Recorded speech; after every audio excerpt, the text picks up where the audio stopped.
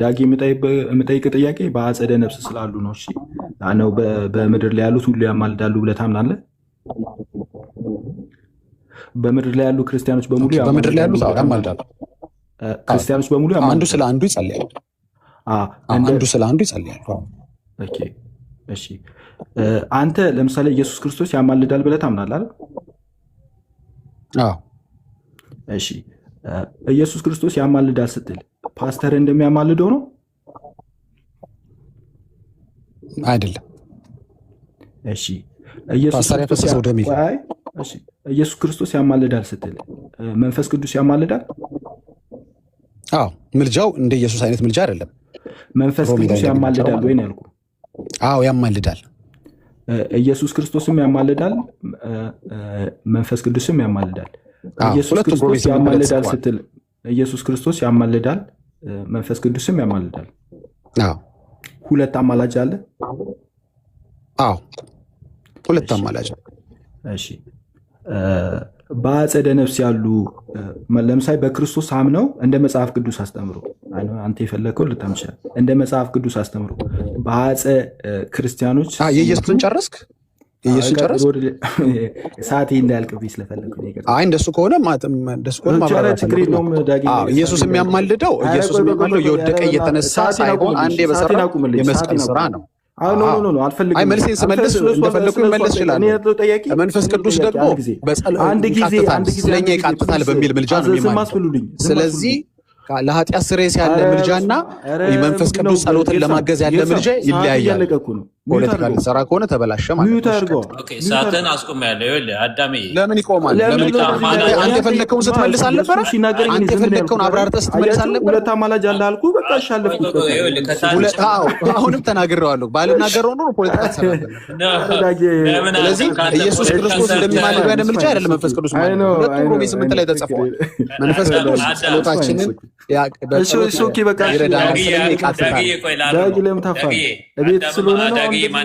አቤቴ ስለሆነ አይደለም። አንፌር ነው ነገር የምታደርገው አንተ። በእኔ ሰዓት ቆሞልህ አላወራህም ታውቃለህ። አይ ነው በቃ እኔ ነኝ ጠያቂ አይደል? እኔ ነኝ ጠያቂ። አልሰማም አዳም ዳግዬ ይሰማል። ይኸውልህ አንተ ጠየቀው ጥያቄ ጠየቅኩኝ አለፍኩኝ እኮ። ቆይ አዳምጠኛ። ኖ ከዛ ያንን ክሊር ማድረግ አለ። ምክንያቱም እታች ሁለት አማላጅ ሲባል እንደ እግዚአብሔር ቃል ነው የመለሰልህ እኮ ሁለት አማላጅ ብለዋል። በቃ አንተ ግን ፖለቲካ ሰርተህ ስታልፍ እሱን ክሊር ማድረግ አለበት።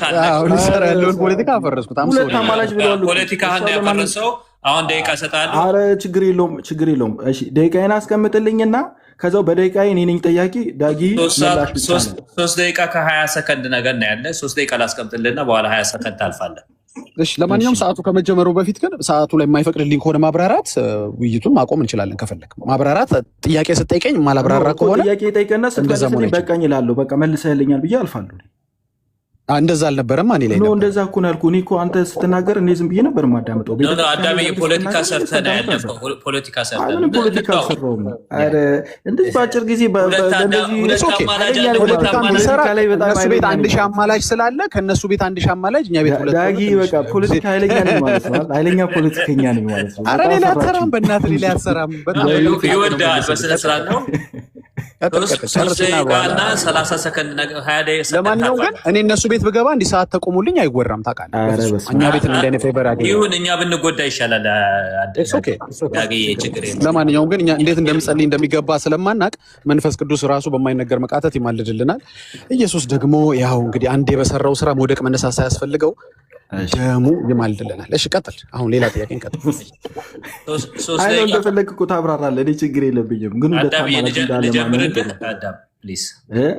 ልጀምር። ከዛ 3 ደቂቃ 20 ሰከንድ ማለፍ ትችላለህ። ይኸው ጀመርኩ። ዳጊ በክርስቶስ ሆነው ከዚህ በስጋ የተለዩ ክርስቲያኖች በሰማይ ናቸው አይደል? አሳየኝ። በሰማይ ናቸው አይደሉ እኮ? አሳየኛ። ጥያቄ ነው በሰማይ ናቸው አይደሉም ነው ጥያቄ። ሳታሳየኝ እንዴት አድርጌ ልመልስል? ጥያቄን አሳየኝና መልስልሃለሁ። ለምሳሌ ሉቃስ ወንጌል ምዕራፍ 15 ላይ አብርሃምና ያ ድሃው በምድር ላይ ያለው ሲነጋገሩ አሉ እና በሰማይ ሕያው ናቸው አይደሉም እኮ? አሳየኛ። ጥያቄውን አሳየኝ። ኖ እየጠየቅኩህ አይደል እንዴ? ሕያው ናቸው አይደሉም ነው ያልኩህ እኮ። አሳየ፣ ጥያቄውን አሳየኝ። ሕያው ናቸው አይደሉም ነው ያልኩህ። ጥያቄውን ሳታሳይ እንዴት አድርገህ ነው መልስ? ሉቃስ ወንጌል እኮ አልኩህ። የሉቃስ ወንጌል ምዕራፍ እኮ አሳየኛ። ተናገርከው እንጂ አላሳየኸኝም። እሺ፣ አይ በቃ አልመልስም ከሆነ እሱ ኦኬ። እሺ፣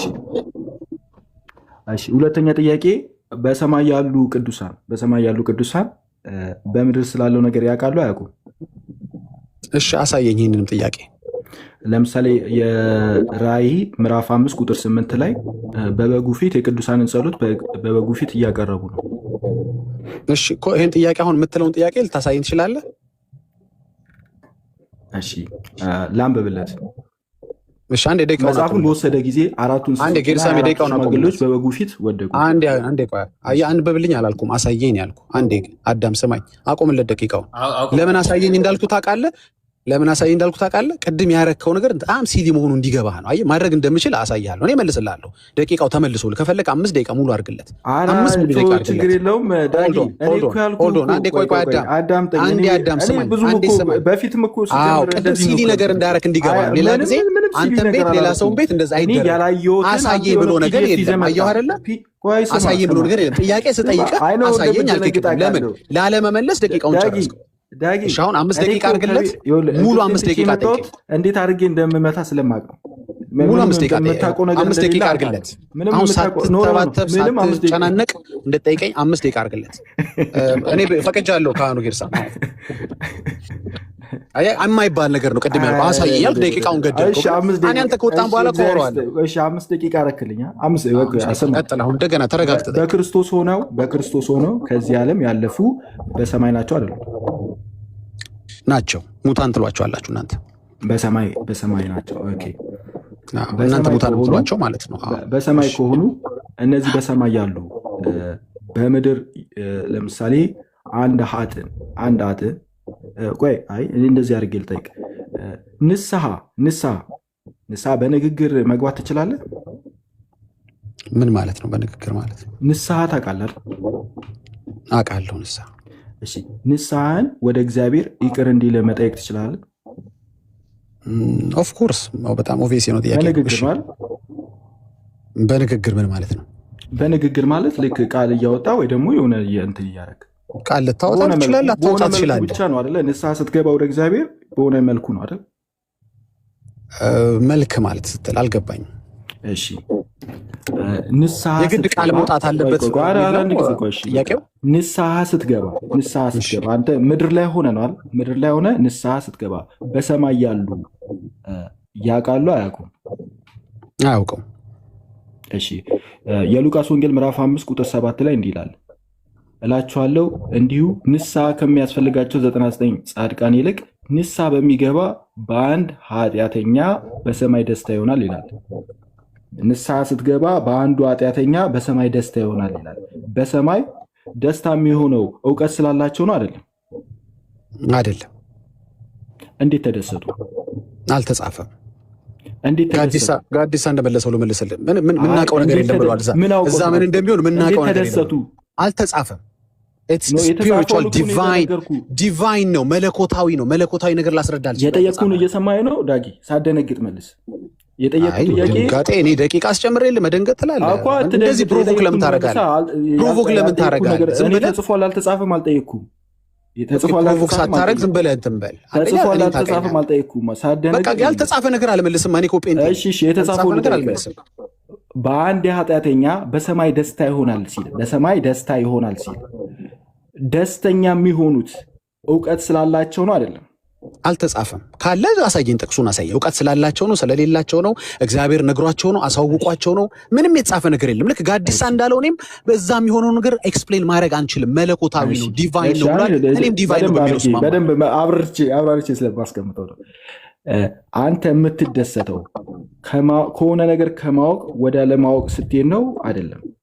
ምድር ላይ ስላለው ነው ብትለኝ፣ አዎ ምድር ላይ ልክዳ ምድር ላይ እንደሱ አይነት ኤክስፕላኔሽን ልሰጠው ይችላል። አልገባኝም ያልከው ግን የሆነ የምድር ላይ ደስታን ከዲቫይን ደስታ ጋር አገናኝቼ ላስረዳ አልችልም። እዛ ምን እንዴት እንደተደሰቱ እንዴት እንዳወቁ ምንም የምታውቀው ነገር አውቀው ይደሰቱ ሳያውቁ ይደሰቱ ስማኝ አውቀው ይደሰቱ ሳያውቁ ይደሰቱ መለከት ተነፍቶ ይደሰቱ እንዴት እንዳወቁ አላልኩም። እንዴት እንዳወቁ አልጠየቅኩም።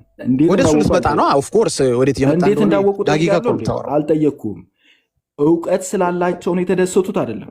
ይኸው አሁን እንዴት እንዳወቁ ጠይቄያለሁ። እንዲህ ያለና እውቀት ስላላቸው ነው ወይ? እውቀት ስላላቸው አልጠየቅኩም። አልተጻፈም ነው እኮ የምልህ። ያልተጻፈው ልንገር፣ ግምቴን ነው የምትፈልገው? አልገባም። ኦኬ የተጻፈው ልጠይቅ፣ እንደገና መልሼ ልጠይቅ። በአንድ ኃጢአተኛ ሲመለስ በሰማይ ደስታ ይሆናል አለ። ንስሐ በገባ በአንድ ኃጢአተኛ ምክንያት በሰማይ ደስተኛ የሚሆነው እግዚአብሔር ነው እንደሚደስተው በሰማይ አልተጻፈም። እንደዚህ ብሎ በሰማይ ደስታ እንደሚናገረው እግዚአብሔር ነው ማርያም ነች ከሌላው ተብሎ የተጻፈ ነገር የለም። በሰማይ ደስታ ይሆናል የተባለው እንግዲህ ያልተጻፈ ነገር የራስህን ከሆድ አውጥተህ ነገር ከሆነ ልነግርህ አልችልም። ኢትስ ዲቫይን አይ ካንት ኤክስፕሌን ኢት። ወደ ሌላኛው ጥያቄ ልሂድ። ይችላል 24ቱ ሽማግሌዎች ራእይ መልእክት ምዕራፍ 5 ቁጥር 8 ላይ ራእይ ምዕራፍ 5 ቁጥር 8 ላይ 24ቱ ሽማግሌዎችና ራእይ ምዕራፍ 5 ቁጥር 8 ላይ ራእይ 5:8 ደቂቃ እያለቀ ነው። ልፈጥን ነው። ችግር የለም። መጽሐፉን በወሰደ ጊዜ 24ቱ ሽማግሌዎችና 4ቱ እንስሶችና 24ቱ ሽማግሌዎች በበጉ ፊት ወደቁ። እያንዳንዳቸውን በገናና የቅዱሳን ጸሎት። ቅዱሳን የሚባሉት ክርስቲያኖች ዲቫይን መልስ ነው። መልስ ዲቫይን ነው። ይሄም ዲቫይን ካንት ኤክስፕሌን ኢት። እንዴት እንደሆነ አታውቀውም። ይሄንንም የቅዱሳን ጸሎት የሆነ ዕጣ የሞላበት የወርቅ ዕቃ ያዙ ይልሃል። How are you going to explain this? ስለዚህ ስለማታውቀው ነገር ነው የምትከራከረው። በቃ ምንም ስለማታውቀው ነገር ነው አንተ ማታውቀው። እስቲ አንተ ካወቅህ ደቂቃ አንስተን ንገረን እስኪ ንገረን። ገብርኤል ለሚካኤል አቀብሎ ጸሎቱ ይዘው ታብራራለን ነው። እውቀት በሌለ ነገር ነው አይደል? ሆልድ ኦን እውቀት በሌለ ነገር ላይ ያለ ደቂቃ እናውራ። ችግር ቀጥል። ያንተ ጥያቄ ይለቅ። አንተ እስኪ ንገረኝ። እስኪ ነኝ እኮ አንተ ስላለህ ንገረን እኮ። አሁን እኔ እንደሌለኝ ኤክስፖዝ አደረካል። እስኪ አንተ ደግሞ ንገረን። የቅዱሳን ጸሎት እነሱ እጅ ላይ እንዴት እንደደረሰ ንገረን እስኪ። እንዴት እንደያዘ አዳም የጠየቀውን ጥያቄ አቆም። የመጣኸው ለኢንፎርሜሽን ነው ማለት ነው። ሜይ ቢ ዳጊ ካወቀ 5 ደቂቃ ሊጠይቅህ ነው። መልስ አሁን ራስህ የጠየቀውን ይጠይቅሃል። ጎይድ ዳጊ በቃ ንገረን እስኪ። እሺ በጣም ነው የማመሰግነው ዳጊ።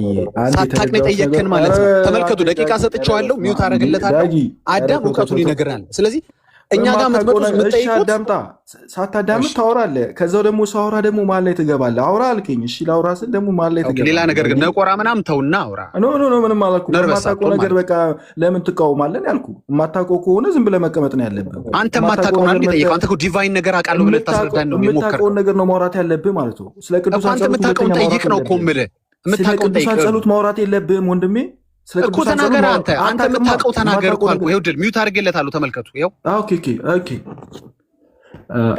በፊት ጀምሬ ሳስረዳ ነበር፣ ስለ ቅዱሳን ጸሎት ሳስረዳ ነበር። እና ዳጊ ስለማያውቀው ነገር ቀን ሙሉ ሲሳደብ ነው የሚውለው። አሁን ግን ሲጠየቅ አላውቅም አለ። የማታውቀው ከሆነ ዝም በል ያልኩት እኔ እንደዛ ነው ያልኩት። ይቅርታ ዳጊ፣ አንድ ነገር ልንገርህ። there is a principle መጽሐፍ ቅዱስ ላይ እያንዳንዱ ነገር እንኳን ቃል በቃል እንኳን ባይጻፍልን there is a principle። ልክ አሁን የነገርኩ ፕሪንስፕል የምን ፕሪንስፕል አምጥቼ እችላለሁ? የስላሴን አስተምሮ ፕሪንስፕል አምጥቼ እችላለሁ። ስላሴ አስተምሮ ለምሳሌ አንድ አምላክ 3 አካላት ብለን ስንናገር እግዚአብሔር አንድ ነው ብለን ነው የምናምነው። ነገር ግን ደግሞ 3 አካላት አሉ፣ 3 ፐርሰን አለ ብለን እናምናለን። ለምን? መጽሐፍ ቅዱስ በቀጥታ አብ አምላክ እንደሆነ፣ ወልድ አምላክ እንደሆነ፣ መንፈስ ቅዱስ አምላክ ከምር ነው። እንዴት የቅዱሳን ጸሎት ስለ ቅዱሳን ጸሎት ታስረዳን ነው? ስለ ስላሴ እያወራህ ያለው? አንድ ጊዜ ምንም ስለማታውቀው ላስረዳ ስለሆነ ጥያቄ ገብቶሃል አይደል? የቅዱሳን ጸሎት የሆነ ዕጣን የሞላበት የወርቅ ዕቃ ያዙ ይላል። ከየት መጥቶ ያዙ? እስኪ ንገረን። እንደዚህ አይደል የምትሉት እናንተ? ጥያቄዎቹ ንገሩን። አንድ ጊዜ አዳምጥ። ኦኬ ፕሪንስፕል አስቀምጠናል። እንደ መጽሐፍ ቅዱስ አስተምሮ በሚያምነው በራሱ ፕሪንስፕል በራሱ ፍሬምወርክ ነው እያስረዳሁት ያለሁት። ለምሳሌ አልኩት መጽሐፍ ቅዱስ ላይ አንድ መለኮት 3 አካላት ተብሎ ባይጻፍልንም ግን አብ አምላክ እንደሆነ፣ ወልድ አምላክ እንደሆነ፣ መንፈስ ቅዱስ አምላክ እንደሆነ መጽሐፍ ቅዱስ ያስተምራል።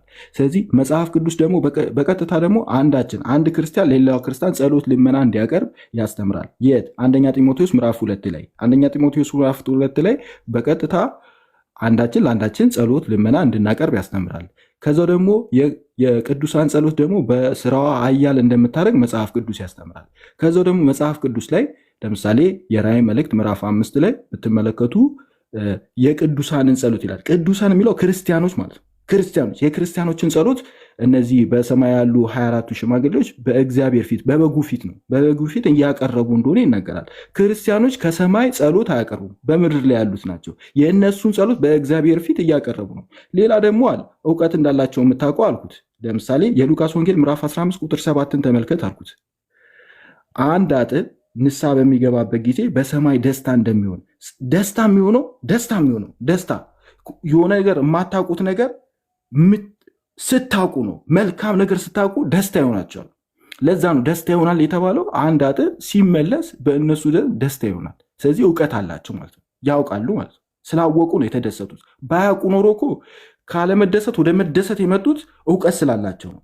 ምን ሲሆን የሆነ ሰው ከኃጢአተኝነት በንስሐ ሲመለስ እውቀት አግኝቷል። እውቀት ስላገኙ ደስታ ሆኗል፣ በሰማይ ደስታ ሆኗል። ይህንን ፕሪንስፕል ትቀበለዋለህ ወይ ብዬ ስለው አልተጻፈም፣ አሳየኝ፣ ግለጠው፣ እንደዚህ ምናምን አለ። አሁን ደግሞ ሚውት አድርግና አዳምጠኝ። ለማንኛውም በጣም ነው ማመሰግነው። ረፍዶብኛል እኔ ጋር ሁሌም ቸኩላል ትወርዳለህ። ዝም ብለህ ግን ከታች ሆነ እያዘን ከምትሰማ ብዬ ነው ይህንን ኖሬ በመለስ ጸሎት በስራ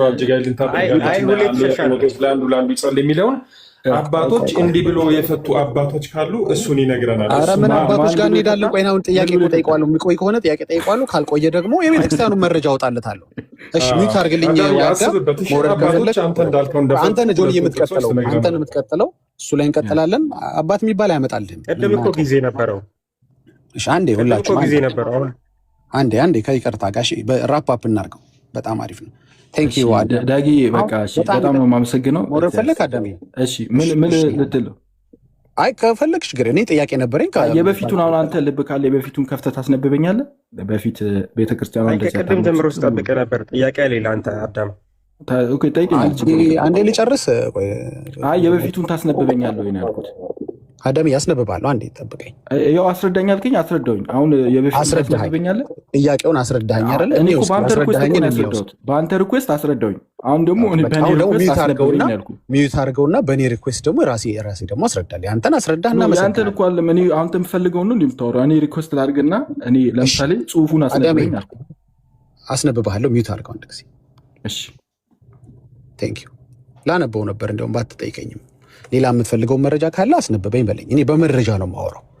ገባህ አይደል? ስፔኩሌት አላረግም። ሂሳብ አይደለም እያወራን። ሂሳብ ሲሆን እንትን ሲደመር እንትን ከሆነ ትላለህ ሁል ጊዜ። አንድ አለኝ ምናምን የምትለው ሂሳብ ላይ ነው። መንፈሳዊ ነገር ስታወራ እንትን ስለሆነ ብለህ አይደለም ሂሳብ የምትሰራው። ፋክት ናቸው፣ ተጽፈዋል። የሐዋርያት ትምህርት ነው ወይ ጥቅስ አለኝ ወይ መረጃ አለኝ ወይ ነው። እንዴት ሳያውቁ መቼም አይደሰቱም የሚል ሲያውቁ መቼም ይደሰታሉ እያልክ አትልም። እንደ ጋዲሳ ምን ማለት አለበት? ቪዲዮና ከፍቻ አሰማሃለሁ። እንደ ጋዲሳ ዊዶን ነው እዛ ምን እንደሚሆን አናቅም። ምን እየተከናወነ እውነት ነው። በመለኮት ዓለም ውስጥ የሚሆነውን ነገር እኛ ሰዎች መረዳት አንችልም። በምድር ላይ ሆነን እንደ አይነት ድምዳሜ መስጠት አንችልም። እንዲህ ብለን ኢንተርፕሬት ማድረግ አንችልም። አሁን ጆኒ እንዳለው አንተ ያልከውን ያለ አባት የራስን ፕሪንሲፕል እኮ ነው ዴዲዩስ እናደርጋለን። አሁን እያቋረጥከኝ ነው። ፕሊዝ የራስን ፕሪንሲፕል የተጠቀምኩት ማፍረስ ሲጀምር ማይክ አትክፈት። ኖ እኔ መታፈርተ እንደፈለክ ታፈርሳለህ። ምን እኮ ልጨርሳ። አዳሚ ማፍረስ እኮ አይደለም ስለሚያዳምጥ ነው። ኤኒዌይስ አዳሚ ኢትስ ኦኬ። እኔም አንተም ፕሮቮክ በማድረግ የምጠቀመው ነገር የለም አይደል እንዴ? ስለዚህ አንተም እንደዛ አታርግ። አዳምጫለሁ። ሚውት አድርጌ ፕሊስ ወንድሜ። 5 ደቂቃ አስቀምጥለትና እሺ እንስማው። 4 ደቂቃ 5 ደቂቃ ልክ ለአንተ እንደተቀመጠው ማለት ነው አይደለ? ለአንተ ተቀምጦ አይደል ያወራኸው? አልተቀመጥም ለአንተ ደቂቃ። ሌላ ሰው ታገኛለህ። ደቂቃ ተቀምጦ ስሜታዊ እንደማልሆን ታውቃለህ። ችግሩ እንደውም እየደጋገሙት ሰው እየገባው ይመጣል። ታወራ ሚት አድርጎ ነው የሰማህ። ደቂቃ ሲያልቅ እኮ ነው ያቆምኩት። ደቂቃ እንዲጠይቅህ 5 ደቂቃ አስቀመጥኩለትና አንተ ማብራራት ስትጀምር ዳጊ ሚት አደረገና እስከምጨርስ ሰማህ። ደቂቃ አልታስቀምጥለትም። እኔ ደቂቃ ስላለቀ አንተ አልተቀመጠልህማ። ዝም ብለህ አውርተህ ስጨርስ ጨረስክ ብሎ ነው። ደቂቃው ሲያልቅ እኮ ነው ያቆምኩት እኔ። ደቂቃ እኮ 5 ደቂቃ እንዲጠይቅህ ነበር ያስቀመጥኩት፣ ግን የሚጠይቅህን ደቂቃ አንተ ማብራራት ስለሌለ እሺ በቃ ይሄ እውነት ነው። ማብራራት ስትጀምር ሚት አድርጎ ከሆነ የሚሰድበኝም እሺ ሚዩት አድርጎ ለማክበር ያህል ኦቨርቶክ እያደረክ እኮ ነው። ለማክበር ያህል አዳምጠውና ይሄዳለው። ደቂቃ ከሌለ ቪክቲም እንደሆንክ ነገር እንትን አትበል። ደቂቃውን ካለቀ በኋላ ዝም ብለህ ስታወራ ዝም ነው ያለው። እሺ ኖርማሊ ምን አይነት ነገር አለ መሰላችሁ? ኖርማሊ እዚህ ቲክቶክ ላይ ምን አይነት ነገር አለ መሰላችሁ? ሰውየው እያወራ አንዴ እንዳንጫጫ ብዬ ነው። ኖርማሊ እዚህ ቲክቶክ ላይ ምን አይነት ነገር አለ መሰላችሁ? የሆነ ሰውዬ እያወራ ስታቋርጡት የሐሳቡን ይረሳዋል። ምርጥ ነገር እየሰራ እያፈረሰባችሁ ሲል አውቃችሁ ትገባና ታቋርጠዋል። ገብቶ እንዲህ አይነት ነገር አይቻለሁ። ዳጊ ደግሞ ምን ችግር አለበት? እዛች ፖይንት ላይ ነው የምመልሰው። አንድ ክፋቴ ራሴን ትሬን ያደረኩት ምንድነው መሰለ? ሰውየው ካቋረጠኝ ያቺ ቦታ ላይ ችግር አለች ማለት ነው። የሆነች ነገር ያፈረስኩ ማለት ነው። ስለዚህ ካቋረጥከኝ 3 እለዋለሁ እንጂ አረሰውም። በእርግጥ 3 ታስበለኛለህ፣ ሰው የበለጠ ይገባዋል። ገባ አንዴ ተናግሬ ላልፈው የነበረው ነገር 3 ስለው ይገባዋል። እና ከዳጊ ጋር ሲሆን ተጠንቀቁ። የራሴን ነው ማቀዋ። ዜማ ላይ እኮ ነው 3 የሚባለው ዜማ ነው እንደሱ ማለት ነው። ገባ አይደል? አየህ በቃ አሁን እየገባ መጣ። አሁን እያወራው እየተገለጠልህ መጣ። ብትፈልግ ከአባቶች አምጣ፣ ከእግዚአብሔር ቃል ጥቀስና እናንተ የምትጠቅሱት የነበረ ሉቃስ ላይ ምሳሌያዊ ነው ብለውታል አባቶች። ራዕይ 12 ላይ ደግሞ ሌላ ነው የፈቱት አባቶች። እንደናንተ አልፈቱትም። እሱን ነበር የምትፈቱት። የለም አንድም ቅዱሳን በሰማያት ያማልዳሉ በአጸደ ነፍስ የሚል አንድ ማስረጃ አታመጣም። እናንተ ደግሞ የምትጠቅሷቸው ጥቅሶች አባቶች ሌላ ብለው ነው የፈቱት። ብራዘር እና አንድ ጥቀስልኝና አባቶችን እናየዋለን። ወዲያው ክሊክ አድርገን እናየዋለን። እናንተ እንደምትፈቱት አይደለም የምትፈቱት የሚፈቱት አባቶች። ስለዚህ የለም በአጸደ ነፍስ ያርፋሉ፣ ያንቀላፋሉ። በትንሣኤ መለከት ሲነፋ የማይበሰብስ አካል ለብሰው ይነሳሉ። በምድር ያለ ይለወጣል። ከዛ በኋላ ሁለተኛ መለከት ሲነፋ ጌታን በአየር ላይ ለመቀበል እግዚአብሔር በአየር ላይ ጴንጤዎች እንቀበላለን ይላሉ ይላል የእግዚአብሔር ቃል ነው የሚለው። እንደዛ ብለህ ሞክ ካደረግ በእግዚአብሔር ቃል ላይ ነው ሞክ የምታደርገው። ምን ቸገረኝ? ሞክ ስታደርጉ ሰማችኋለሁ። ጴንጤዎች እንነጠቃለን፣ በክርስቶስ የሆነ ሁሉ ይነጠቃል ይላል። አንደኛ ተሰሎንቄ 4 ከ13 እስከ 18 ድረስ አንብበው። እንደውም በዚህ ቃል ተጽና ነው የሚያጽናና ቃል ነው። ሰዎች ሲሞቱ የምትሰብኩት ነው። ተስፋ አለ። እዚህ ምድር ላይ ዶክተር ቢሊግራም እንዳሉት ይሄ ምድር ጀስት ማለፊያዬ ነው ቤቴ አይደለም እንዳሉት ቤታችን አይደለም። ይሄ መሆኑን የምታሳምንበት ላቭዋን ያጡትን የሚወዱትን ያጡትን የምታጽናናበት ቃል ነው። እኛ ሁልጊዜ የምንሰብከው ቃል ነው። ይሄ ነው። አዳም እየቀጠለሽ እድል ሰጥናል። እኛ ያው መጽሐፍ ቅዱስን በመላት ነው የምንረዳው። የኦርቶዶክስ ቤተክርስቲያን መጽሐፍ ቅዱሱን የሆነ ጥቅስ ምናምን እንትን ላይ በመጀመሪያ ደረጃ እንትንም አይደለም ከተጻፈ ደስ ይለናል፣ ምንም እንትን አይደለም። አለበለዚያ ግን ደግሞ ቤተክርስቲያን ምን አስተማረች ነው እንጂ የምንለው የእግዚአብሔር ቃል በጽሁፍ ብቻ ያለው ነው የተጻፈ ብቻ ነው የእግዚአብሔር ቃል የሚል ነገር የለንም። ሐዋርያቱ አስተምረዋልን፣ በቤተ ክርስቲያን ውስጥ ደግሞ ያስተማሩት አስተምረዋል ብለን እናምናለን። እንደዛ ብለን ነው የምናስተምረው። አሁን ለምሳሌ ልንገራችሁና መጽሐፍ ቅዱሳችን ላይ በቀጥታ ለምሳሌ 3 አካላት አንድ መለኮት ተብሎ አልተጻፈም መጽሐፍ ቅዱስ ላይ። ነገር ግን መጽሐፍ ቅዱስን አንድ ሰው ረጋ ብሎ ቢያነብ አብ አምላክ እንደሆነ፣ ወልድ አምላክ እንደሆነ፣ መንፈስ ቅዱስ አምላክ እንደሆነ ደግሞ አንድ አምላክ እንዳለ ያስተምራል መጽሐፍ ቅዱስ። በአንድ ላይ ለምሳሌ 3 አካል አንድ መለኮት ብሎ ባይጽፍልንም አብ አምላክ፣ ወልድ አምላክ፣ መንፈስ ቅዱስ አምላክ እንደሆነ ያስተምራል መጽሐፍ ቅዱስ። ከዛው አንድ ጭንቅላት ያለው ሰው ቀስ ብሎ አስተውሎ አሃ እዚህ ጋር እየተናገረ ያለው አንድ መለኮት እንዳለ እናምናለን፣ ባህሪ አንድ እንደሆነ፣ ስለዚህ አካላት ደግሞ 3 እንደሆኑ እንረዳለን ብሎ አይጨቃጨቅም። ቃላቱ እንኳን ባይኖሩ አይጨቃጨቅም። ልክ እንደዚሁ ደግሞ ስለ ቅዱሳን ምልጃ ስንመለከት መጽሐፍ ቅዱስ አንዳችን ለአንዳችን ጸሎት፣ ልመና፣ ምልጃ እንድናቀርብ ያስተምራል። ጸሎት፣ ምልጃ፣ ልመና እንድናቀርብ ያስተምራል መጽሐፍ ቅዱስ። ክርስቲያኖች በሙሉ አንዳችን ለአንዳችን ልመና፣ ጸሎት እንድናቀርብ ያስተምራል። ከዛው ይህ ደግሞ ራሱ መጽሐፍ ቅዱስ ደግሞ የጻድቅ ሰው ጸሎት ይላል። በስራዋ እጅግ ኃይል ታደርጋለች ብሎ ያስተምራል። አያችሁ፣ አንዳችን ለአንዳችን እንድንማልድ ያስተምራል። ከዛው ደግሞ የጻድቅ ሰው ጸሎት ደግሞ ብሎ ለይቶ ማለት ነው የጻድቅ ሰው ጸሎት በስራዋ ኃያል ታደርጋለች ብሎ ደግሞ ያስተምረናል። ይኸው መጽሐፍ ቅዱስ ደግሞ በሰማይ ያሉት ሲያማልዱ ማለት ስለ ሌላው ሰው የክርስቲያኖችን ጸሎት በሰማይ ያሉ ነፍሳት በእግዚአብሔር ፊት ሲያቀርቡ አለ። እነዚህ የክርስቲያኖችን ጸሎት በሰማይ ያሉት ሲያቀርቡ ያሳየናል። ይህ መጽሐፍ ደግሞ በሰማይ ያሉት ሕያው እንደሆኑ ያስተምረናል። እዛው ያሉት ደግሞ የክርስቲያኖችን ጸሎት በእግዚአብሔር ፊት ሲያቀርቡ ያሳየናል። አንዳችን ለአንዳችን ደግሞ ጸሎት እንድናደርግ ያስተምረናል። በተጨማሪ ደግሞ በምድር ያለውን ነገር በሰማይ ያሉ እንደሚያውቁ ይናገራል መጽሐፍ ቅዱስ። በምድር ያለው ነገር በሰማይ ያሉ ያውቃሉ ይለናል።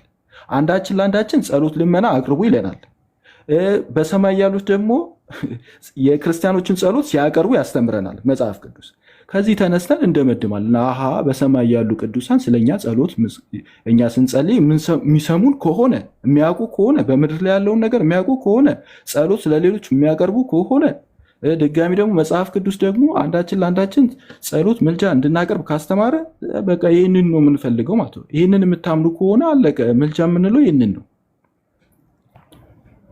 ኦኬ አዳም፣ ሁለት ማስረጃ ታሳየኛለህ። አንደኛ የቅዱሳን ጸሎት በሰማይ ያሉት በእግዚአብሔር ፊት ሲያቀርቡ ራእይ ላይ ያለው ጸሎት ምናምን ከቅዱሳን ጋር የሚለውን ነው። እሱንም እናየዋለን ራእይ ላይ። እሱን ማስረጃ ታወጣውና ቼክ እናደርገው። ሁለተኛ ደግሞ በሰማይ ያሉት በምድር ያለውን እንደሚያውቁ መጽሐፍ ቅዱስ ይናገራል ብላል። በሰማይ ያሉ ስትል በክርስቶስ ያንቀላፉት ነው የምትለው ማለት ነው፣ ቅዱሳን ማለት ነው። በምድር ያለውን አክቹዋሊ ኢዮብና ሌላ ቦታ ላይ እንደውም ስለ ልጆቹ ቢያገቡ በመከራ ቢያልፉ በደስታ ቢያልፉ አያውቅም አንድ ጊዜ ከምድር ኤግዚት ካደረጉ በኋላ ይላል ኢዮብ። እንደዛ ይላል፣ ሌላም ቦታ ላይ ይላል። እንደማያውቁ ነው የሚናገረው መጽሐፍ ቅዱስ። ያውቃሉ ካልክ እሱም ማስረጃ በርደን ኦፍ ፕሩፍ አለ ነው። የሁለተኛው ማስረጃ አሳየን እስኪ። ከአዲስ ኪዳን ብሉይ ኪዳንም አልሄድም ራእይም አልሄድም፣ ግን አንድ ነገር ጠይቃለሁ። በሰማይ ያሉት በኋላ ትጠይቀኛለህ እኮ ይህንን አስቀምጬ ከዛው ትመልሳለህ አንተ። በሰማይ ያሉት በምድር ያለ ሰው አንተ አንድ ግለሰብ ያንተን ካወቁ እንደሚማልዱ ታምናለህ? ከዛ ማለት ፕሩፍ ነው ማለት ትችላለህ። ካወቁ ፕሩፍ ነው ትላለህ። ይሄ ለምልጃ ፕሩፍ ነው ትላለህ። አንደኛ አቅጣጫ እንዳይቀየር ይመልስ እንጂ አንተ እንዳትመልስ፣ ወዴት እንዲወስደው እንደፈለገ እናውቃለን። በአጭር ጋር መልሷል። እሱ ያው መልስ ሳይኖራቸው እንደዛ ነው የሚያደርጉ። አንደኛ አያውቁ ምንም። እኔ ያሳያለሁ። በአጭር ልመልስ። አንደኛ አዳሚ ያንጫጫ። አንደኛ በሰማይ ያሉት አያውቁ፣ ሁለተኛ ቢያውቁም ደግሞ አያማልዱም። ሁለቱም የለም። አንደኛ አያውቁ፣ ሁለተኛም ደግሞ ቢያውቁም አያማልዱም። ምን አገባቸው እንዳሚያውቁ። ቅዱሳን በሰማይ እንደሆኑ ታምናለህ? ቅዱሳን በክርስቶስ ሆነው የሞቱ በሰማይ እንዳሉ ታምናለህ? ብራዘር የኔ መልስና ከዛ በኋላ በአንተ ተራ አምናለሁ። ይኸው ሲምፕል እኮ ነው። ፕሩፍ ላደረገልህ እኮ ነው። መልስ።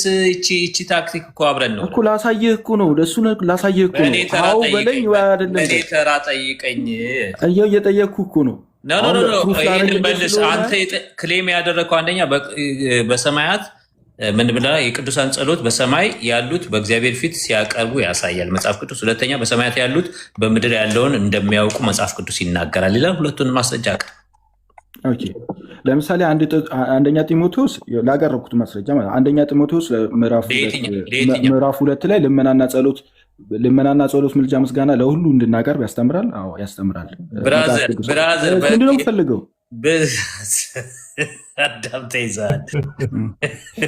ሁለት ነገር የቅዱሳን ጸሎት በሰማይ ያሉት በእግዚአብሔር ፊት ሲያቀርቡ፣ እስኪ ከምድር ተቀብለው በሰማያት ያሉት የቅዱሳንን ጸሎት ሲያቀርቡ አሳየኝ መጽሐፍ ቅዱስ ገልጸው። ሁለተኛ ራእይ ውስጥ አልገባ አሳያለሁ ስላል ራእይን ውስጥ አልገባ በጣም መጽሐፍ ቅዱስ ራእይ መልእክት ምዕራፍ 5 ቁጥር 7 አሁን ራእይ ውስጥ አልገባ አሳያለሁ ብለህ አልነበረም እንዴ?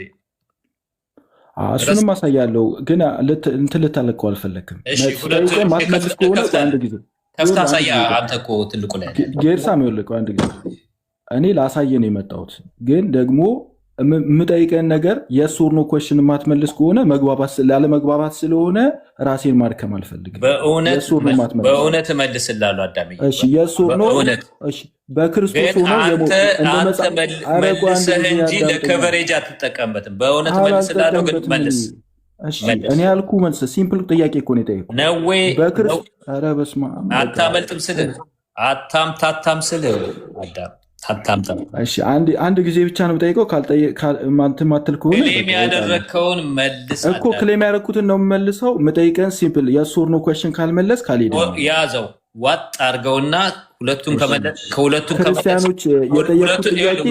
ክርስቲያኖች የጠየቁት ጥያቄ ሁለቱን ከመለስክ በኋላ አዳም እያናጫጫ ሁለቱን ከመለስክ በኋላ 20 ጥያቄ ጠይቅ። ሁሉንም እመልሳለሁ። እኔ የፈለግከውን ጥያቄ ጠይቀኛለህ፣ ግን የስ ኦር ኖ ኮሽን ካልመለስክ ወደኋላ አንሄድም። የስ ኦር ኖ ማለት ነው። የስ ኦር ኖ ማለት ፕሪንስፕል እያስቀመጥኩኝ ነው። በኋላ እንዳትቀይር፣ ሀሳብን እንዳትቀይር ፕሪንስፕል እያስቀመጥኩ ነው። የስ ኦር ኖ ኮሽን ምንድን ነው? አንድ ሲምፕል ሁሉም ሰው የሚያግባባው እንደ መጽሐፍ ቅዱስ አስተምሮ የሆነ ነገር ነው የጠየቅኩ። በክርስቶስ ሆኖ የሞተ ሰው አንድ ሰው በክርስቶስ ሆኖ የሞተ ሰው በሰማይ ነው አይደለም ብዬ ጠየቅኩ። ነው አይደለም ብለን መናገር ተቻለ አለብን። አይደለም ካልክ አይደለም በል፣ ነውም ካልክ ነው በል። እንግዲህ መክብብ 12 ላይ እንደሚናገር በቃ መመለስ ካልቻለ እንዳታመልጥ ክሌም ያደረገው መክብብ 12 ላይ ምን እንደሚመጣ አይ ኦርቶዶክሶች ክሌም አድርገህ እስኪ ሄኖክ ካለ ትመልሳለህ። መክብብ 12 ላይ ነፍስ ስጋ ወደ አፈር ነፍስ ወደ አምላኩ ይላል። አለቀ። በዚህ ልመልስልህ። በእኛ በእግዚአብሔር ቃል ነው።